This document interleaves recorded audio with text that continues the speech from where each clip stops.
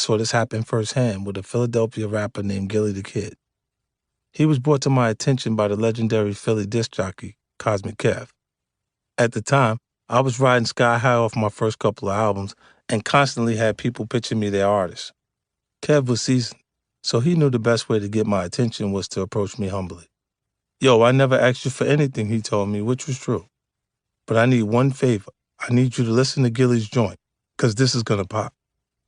I had a lot of respect for Kev, so I gave it a listen. He was right. It felt like a hit. I liked the song so much, I decided I would walk Gillie into Interscope. If you're not familiar with that term, it means that instead of making him pitch his music to an A&R person, I would personally take his music to the executives in charge. Having someone walk you in is what you want as an artist. It allows you to bypass all the lower-level people and talk directly to the top brass. It's especially valuable if the person walking you in just sold 25 million records for the label. Then you really got everyone's attention. I played Gillie's song for one of the top executives. At first, they weren't as sold as I was. Then I told them my plan. Listen, I don't think it makes sense to put Gillie on G-Unit, I explained. I didn't know if his sound would mesh with what we were doing at the time. But if you guys sign him, I'll give the project my full support. I'll put the battery in his pack. The executive said, okay, that changes things. Let's do it. If I co-signed it, they knew it was going to sell. We sent word back to Gillie that there was a deal on the table at Interscope. I forgot how much they were offering, but I remember it being fair. Evidently, Gillie didn't see it the same way. Nah, fuck that, he replied when Kev told him the number. They got to give me $1 million to sign. I was surprised at his response, but out of respect for Kev, I went back and told the execs what he wanted. They felt it was way out of line for someone without much of a track record. They were willing to bring him on, but not for $1 million outright. Gillie wouldn't budge. People tried to talk to him, telling him that there was momentum he needed to harness. But he had his mindset on that $1 million. And when Interscope wouldn't give it to him, he passed on the deal. It was an ill mistake. His error was he allowed himself to get in a zone where it was all about the money. His vision was too limited. Another factor was his environment.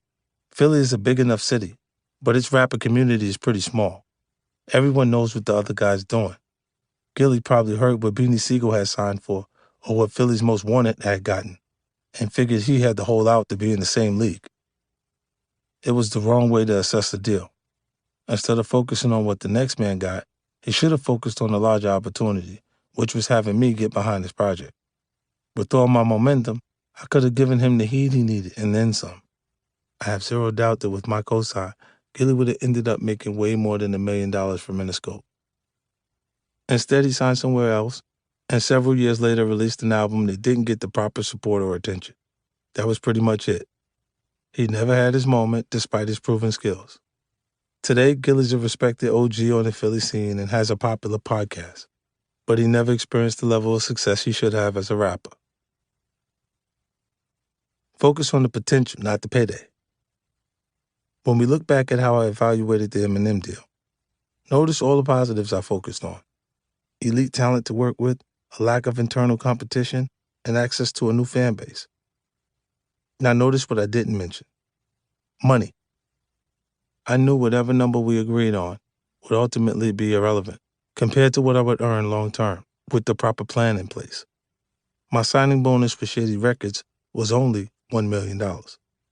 But I ended up earning so much money off that deal, the signing bonus is almost irrelevant. It might sound counterintuitive, especially in a chapter titled Know Your Value. But the first check you receive should never be your biggest concern. Always focus on the long-term potential